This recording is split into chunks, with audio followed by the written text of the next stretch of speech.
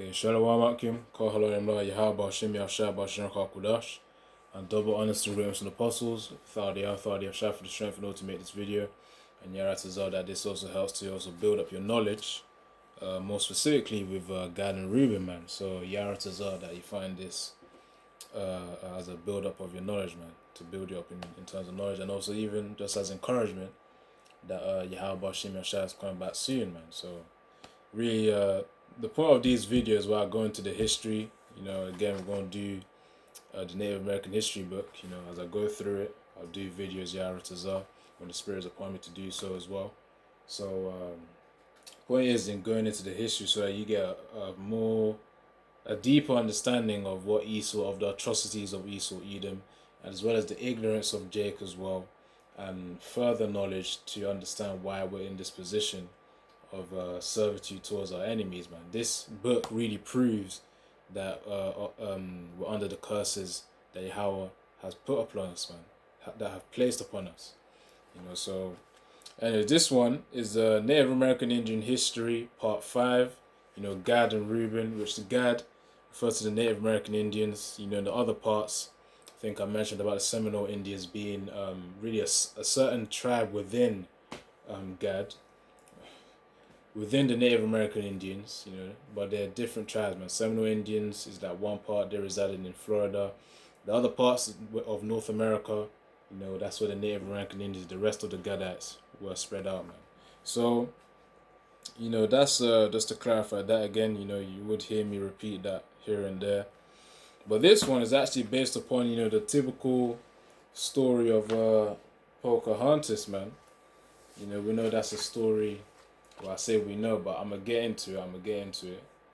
But the point is that Gad really, when they hear of that, they're like, nah, man. Because what it is actually a fable of which has been exaggerated. The speculations that it's not really what happened. And John Smith as well, the one whom had an affection, supposedly with Pocahontas. The point is that it's a fable, man. That's the conclusion that the book comes down to. Will she be a real person? If it be so, then it may be so, man. Because actually, no. I think no. Let me clarify that. I believe through what the book has said here that she is a real person, but there's just been exaggerations to the story, man. In terms of her.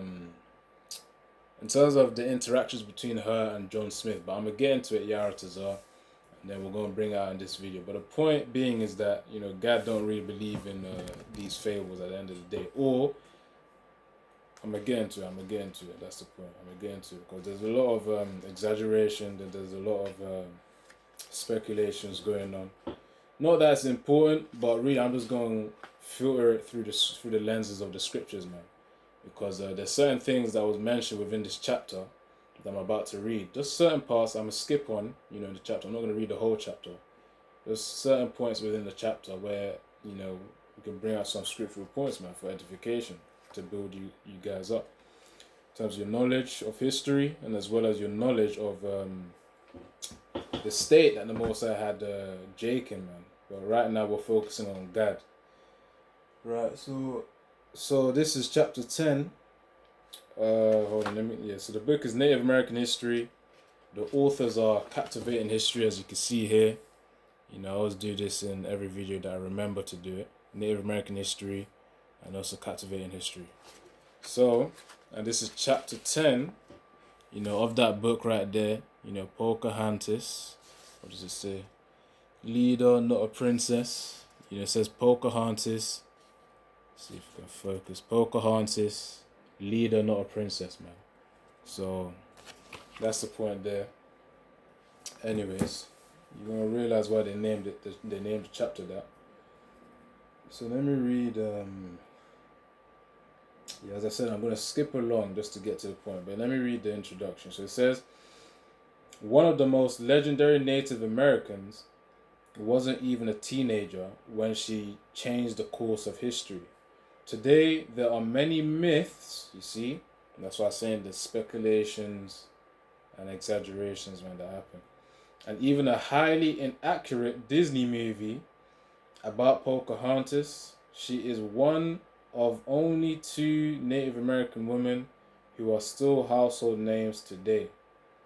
It says, given that, the thing is, I actually never, I haven't really fully even watched that Disney movie as well. Not when I was young, not even right now. But I might go check out just to see, what's actually, uh, basically to siphon to chew the meat and spit out the bones of what happened. But of course, knowing Disney, they're gonna put some flair to it just so that it can be a more emotionally satisfying story. But point being, it says Disney movie about Pocahontas. She is one of only two Native American women who are still household names today. Given that she did marry an Englishman, the US tends to romanticize her more than Sacagawea, which is the name of another Native American woman, so-called hero. But who was married, so Sacagawea, who was a married mother when she aided Lewis and Clark on their trip across the North American continent. So that's another part of history, but we're not gonna focus on her. We're focusing on Pocahontas. Much of what people think they know about her is based on the tendencies of Europeans and Americans to romanticize events instead of remembering them the way they were, you see. Alterations to her story began back in the 1600s, and these myths and inaccurate recounts have been perpetuated and enhanced over the centuries. So of course, how Esau Edom changes things in order to suit his agenda, suit his narrative. He's been doing that for a long time, man. And of course, as it says there, from 1600s, the plain story started to be changed. Which even the plain story itself, there's no verification of that because God ain't got much records on that thing. And why is that? Simply because of Esau Edom wiping out their history, man. So Esau's done a lot of wiping out, man, to make himself look like the guy of whom history originated from, which is just foolishness. Anyways, yeah, so that's the point right there. There's been exaggeration. Let me get to another point.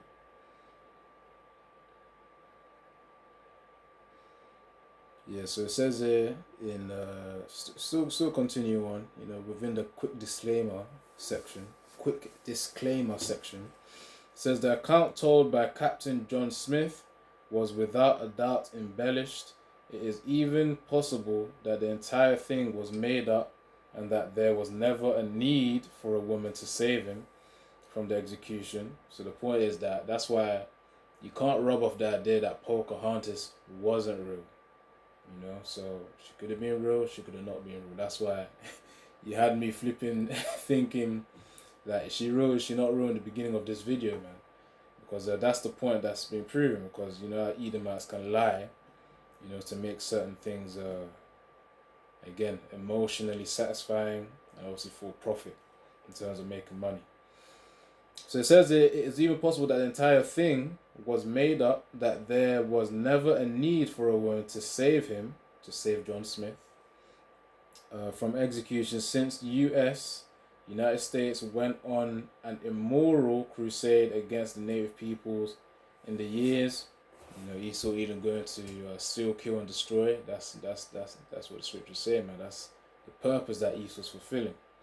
And of course his blessing is the sword, man. That's in Genesis. Let me see if I can remember it. Yeah, it is, if not, I'm gonna just search it up in the scriptures.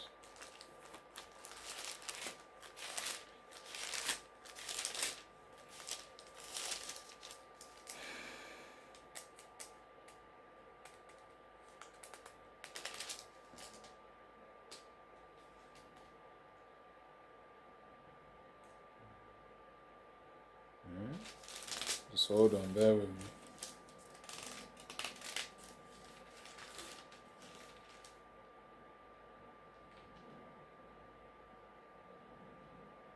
So if it's not in Genesis 25, let's get it here.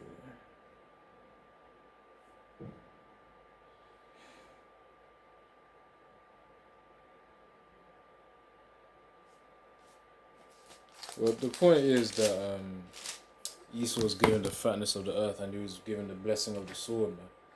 So let me just get that one quickly.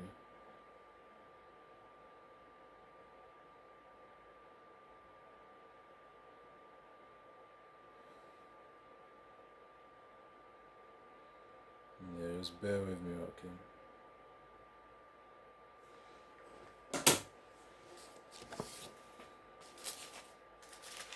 So a few chapters before.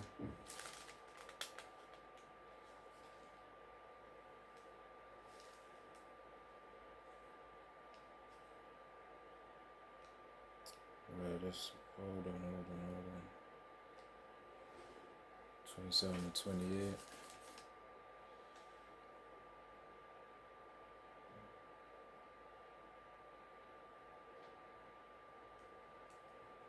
Yeah, this was when Jacob stole Esau's blessing, man. And Esau was like, oh damn, what am I gonna get now? When there's hold on, let me get to the point.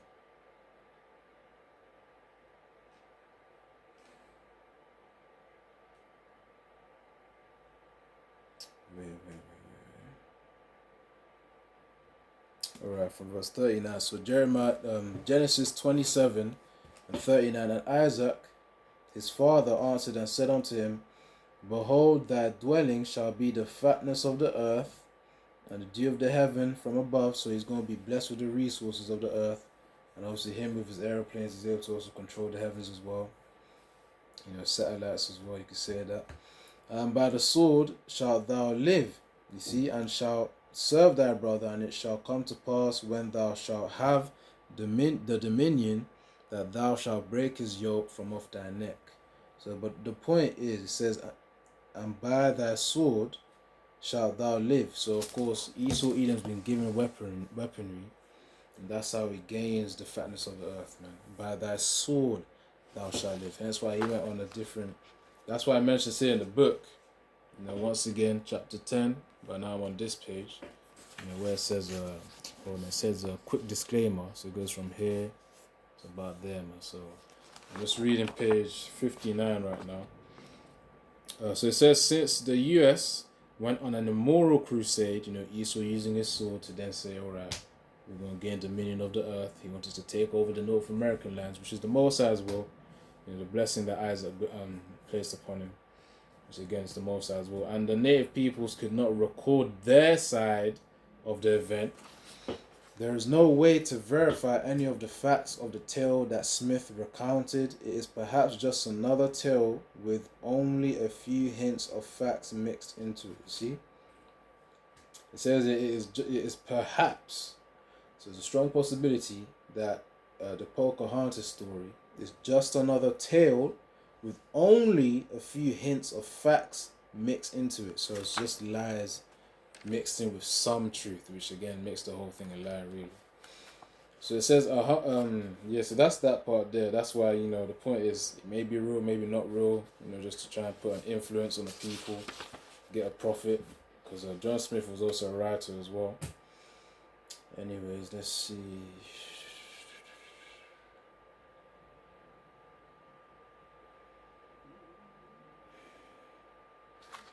So it says on the original story, this is one of the subtitles.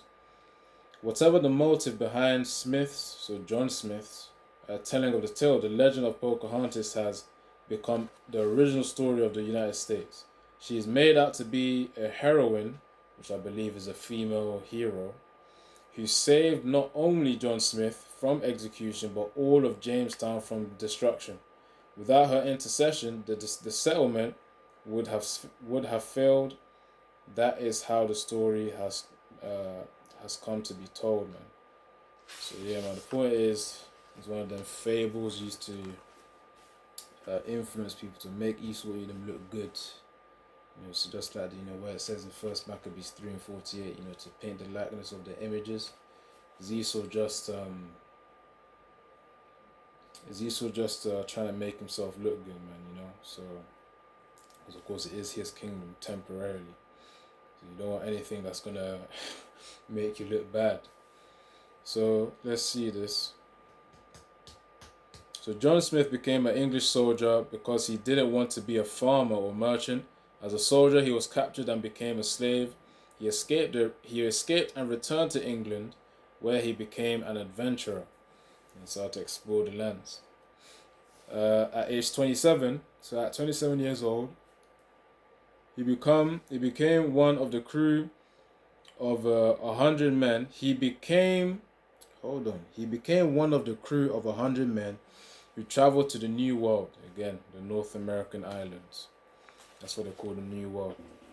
Upon their arrival, they were attacked by the native peoples, so God wasn't having it, man. You remember, God means a troop as well, so of course they have that soldier-like mannerisms. They're the warriors of Israel, you could say. And went into the history of that, in I think part 3 and 4.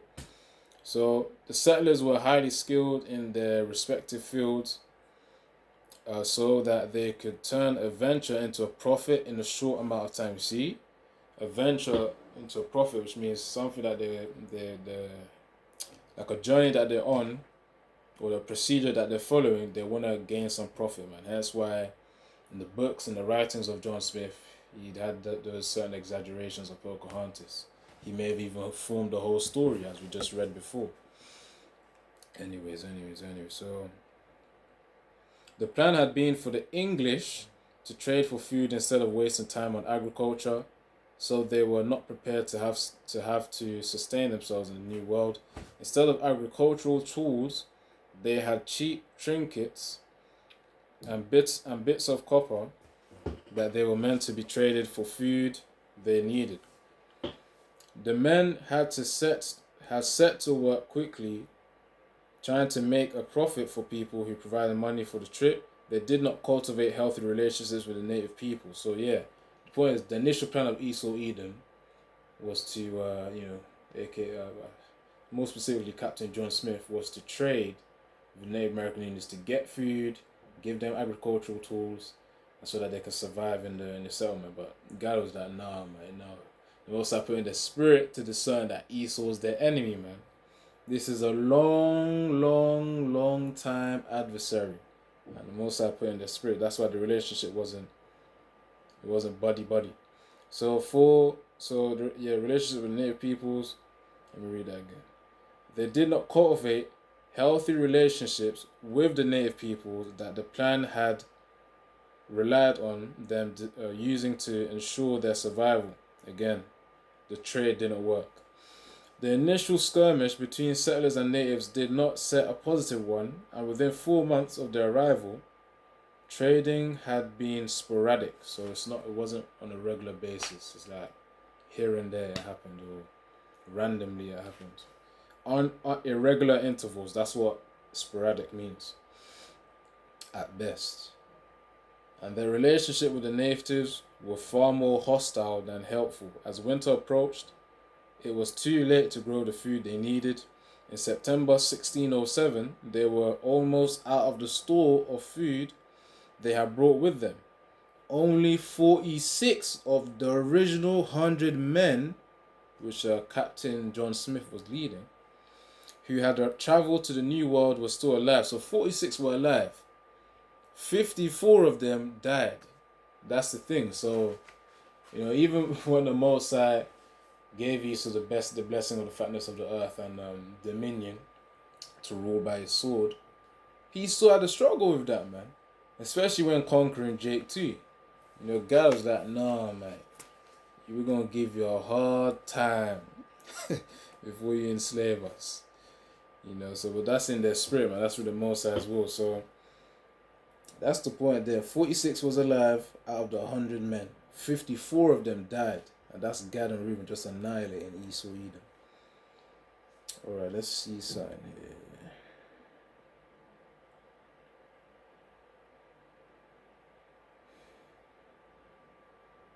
Alright, let's continue reading. It says, hoping to find natives who would travel for cheap items they had brought with them, Smith travelled up the river.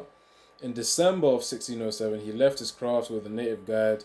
They were attacked, and the natives held him captive for several weeks to a month. His captors were Powhatan estimated to be around 15,000 people who followed the chief Powhatan. So there was a chief Powhatan, there was a tribe within Gad, within the Native American Indians called the Powhatans. So they're the ones who captured John Smith. And population around 15,000 according to this book. Who followed Chief Powhatan. Smith was taken to see the chief, and his admiration for what he called a savage. Remember, Edomites, they flipping perceived us as idiots, man, and just vile people. But to a degree, the Most High gave sense to God, man, and obviously Israel, to reason, to know how to use the land and till the land. Of course, they weren't idiots, like end all. In terms spiritually, yeah, we were in ignorance because we weren't serving Yahweh Shemish. I remember I went into, I think in part 4, man, with their idol. They call it their so-called religion. It's called shamanism. Which really just goes into like the worshipping of the earth, man, in its simplicity. So a shaman would be like their priest, for the Native American Indians. So all of those is just idolatry. So they were idiots in terms of in the spiritual sense. In terms of using the earth, of course they weren't idiots. They were smart. They were intelligent. Nevertheless, of that, let's go into. It says Smith seemed to have seen them as least as equals, and he held them in awe, unlike the settlers who would come later. So now on to Pocahontas. When Smith met the chief, a girl was present, and her name was Amanute. So that was the original name of Pocahontas, Amanute. So the name Pocahontas was the name she earned when she moved to her father's house. The name has a few different translations, including playful one and ill-behaved child. So that's what Pocahontas means. Pocahontas means playful one or ill-behaved child. So of course, considering this story, which I'm about to get into, it matches her name. Despite the book saying otherwise, but it says both of which put the encounter into an entirely different light than it is seen today. So it says no older in the eyes of Chief Powhatan. She would have been seen as that. It said as I said, ill-behaved child. So she would have been rebellious toward her father. Which again shows you the curses, man. So no older than 12 years old. Yeah, no older than 12 years old. This is talking about Pocahontas here. No older than 12 years old when Smith was brought before her father. Pocahontas was still a child even by 17th century standards. And by the way, 17th century is between 1600 to about 1699. That's the 17th century rather.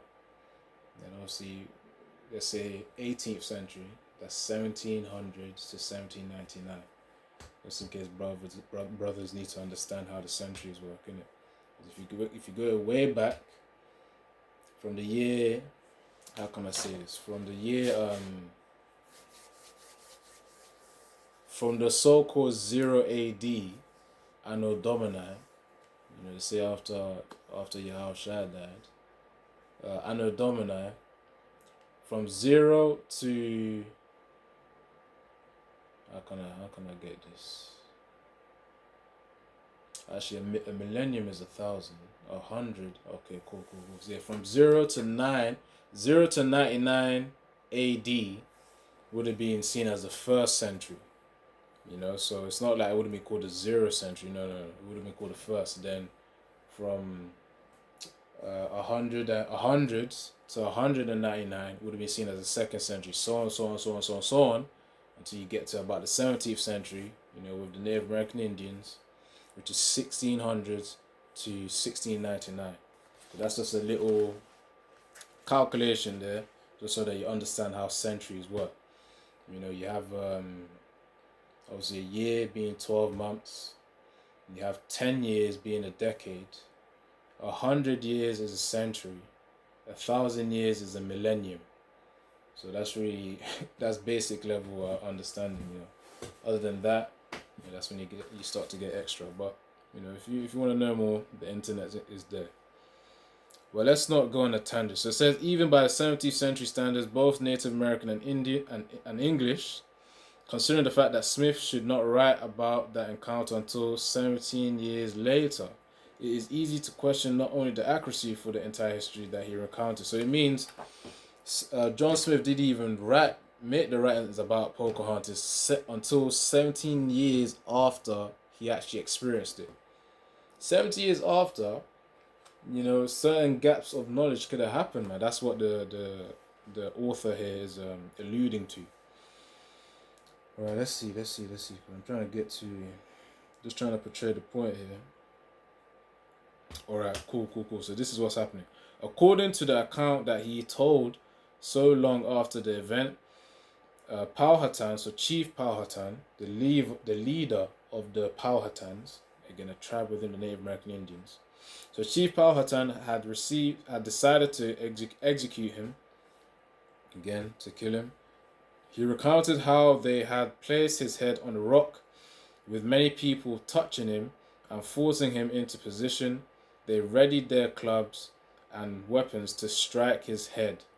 Before anyone could strike, he says Pocahontas placed her arms around his head and placed her own head on his to protect him from the execution. So just from that alone as well happening, where Pocahontas did this, putting her head so that it could prevent the death of John Smith. So she was pretty much saving the Edomite, in this scenario, which is, absurd, in terms of the understanding of the scriptures, of course, because we know that really, as the scriptures say, Ecclesiasticus 12:10, never trust thine enemy, man. Nevertheless of that, that's what was said to have happened. Considering that it matches up with her name, as we read earlier on, Pocahontas means the playful one or ill-behaved child.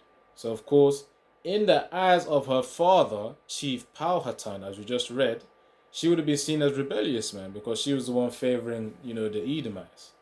And it all makes sense because remember, the woman is the weaker vessel as well. So let's just get that one quickly in the scriptures.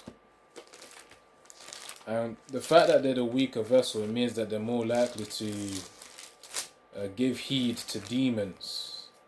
That's one way of perceiving it. And it means they're not really made for adversity. They're not made for adversity. Unless it's the Most High's will that puts strength upon them. Typically, a woman isn't made for adversity. Now, the reason why I said unless it's the Most High's will for them to be strong, because we can read 2 Maccabees 7 with the mother and the 7 sons, man. That's a major example of a woman having that masculine, strong spirit, man. And it actually mentions it there. But I did a video on that later on. In fact, you know what? Just very, very briefly, I'm not going to read the whole chapter, just that one verse about her having a masculine spirit. Because the Most High could do that. But you have to remember, in this context of the Native American Indians, Pocahontas still had a weak spirit, man. In terms of obedience to her father. Now, where is it? In the 2 Maccabees 7. Or is it 6? No, it should be 6.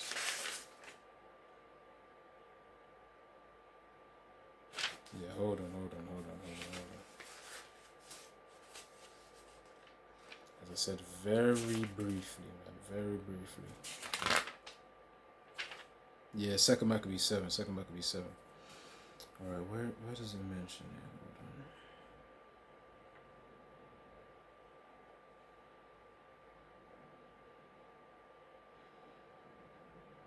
It's talking about how she dealt with a woman. Okay, cool. Authority of Shah. So 2 Maccabees 7 and 21, getting straight to the point, with the mother and the 7 children. This is how the mother handled it. So this is when the Most High puts that strong masculine spirit upon a woman. So this is 2 Maccabees 7 and 21. It says, yea, she exhorted, she encouraged every one of them in her own language, filled with courageous spirits. The Most High gave her strength. And stirring up her womanish thoughts, which womanish thoughts really refers to those weak thoughts, It says, with a manly stomach, she said unto them. So, of course, the point is she was in that spirit where The Most High gave her a spirit of strength. Like a man's spirit is a spirit of strength, man, and that was placed upon her. Hence why I said a strong masculine spirit was placed upon her, and I just proved that with 2 Maccabees 7 and verse 21.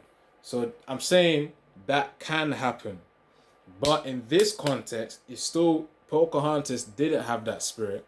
She had it in unrighteousness anyways, because she was rebellious towards her father, which is something that's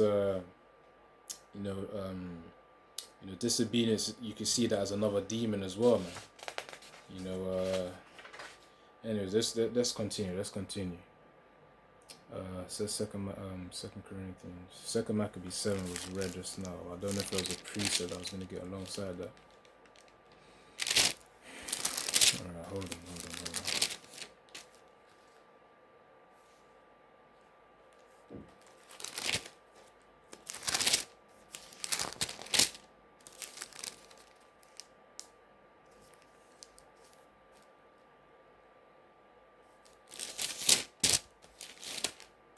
Just bear with me.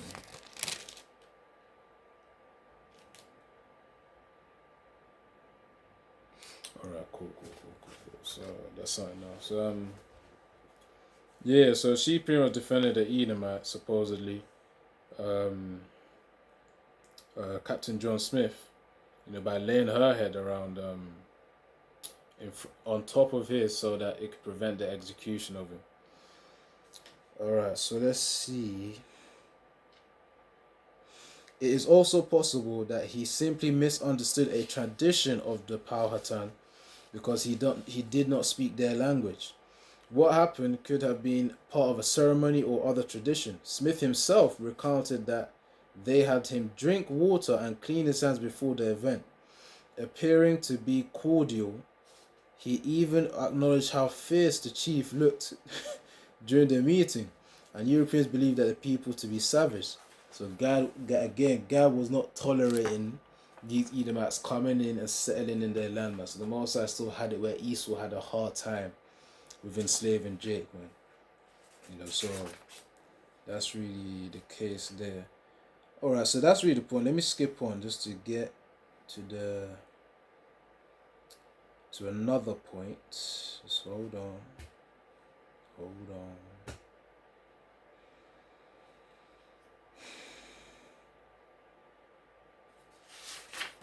Because there's a lot of points that can be gained from this book, man. A lot of lessons as well. Even if it's just mini lessons.